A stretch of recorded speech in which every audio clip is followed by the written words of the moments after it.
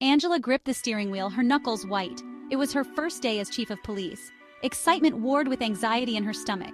This promotion was the culmination of years of hard work, years of facing prejudice, years of proving herself. Yet a familiar unease crept in. The neighborhood she drove through felt different today. It was the same route she'd taken countless times to the precinct. But today, the houses seemed to stare back. The early morning sun cast long shadows, deepening her apprehension. She was used to being underestimated. Being a black woman in law enforcement meant constantly breaking barriers. But today, the stakes felt higher. As she neared the precinct, a sense of purpose washed over her. Taking a deep breath, she straightened her uniform and prepared to face whatever challenges lay ahead. The flashing blue lights in her rearview mirror brought her back to reality with a jolt. Her heart pounded. She hadn't committed any traffic violations. Had she? A wave of frustration washed over her. Here it was, the familiar sting of being profiled, the assumption that she didn't belong. She pulled over to the side of the road, her hands trembling slightly as she reached for her license and registration. She looked in the mirror, composing herself. She wouldn't give them the satisfaction of seeing her fear. Two officers approached her car, their faces etched with suspicion. She rolled down her window, the morning air suddenly feeling heavy. "Good morning, officers," she said, her voice calm and steady. "May I help you?" One of the officers, a tall, burly man with a stern face, leaned down and peered into her car. "License and registration, please, ma'am."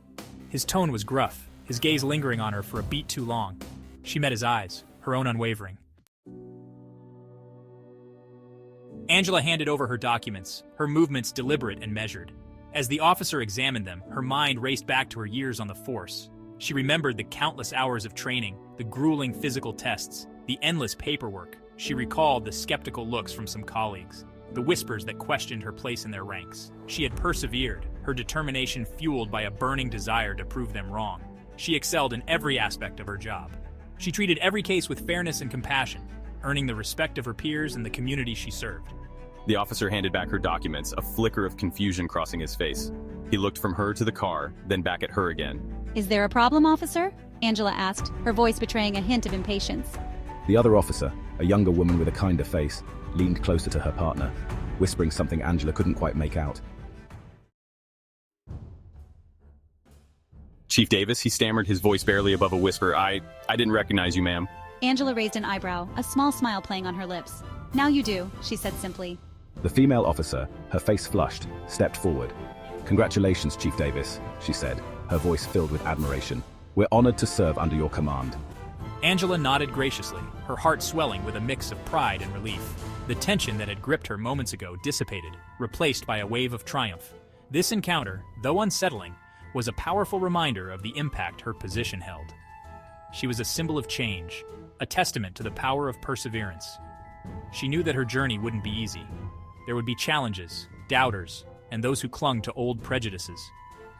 But she was ready to lead with courage, empathy, and an unwavering commitment to justice. And she was just getting started.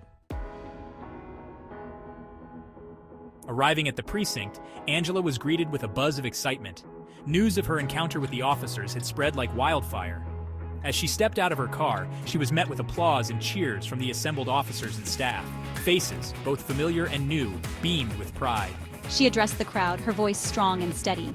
"This isn't just my victory," she declared, her gaze sweeping across the eager faces. "This is our victory, a victory for everyone who believes in a fairer, more just society." She spoke of her vision for the department, a vision built on trust, transparency, and accountability.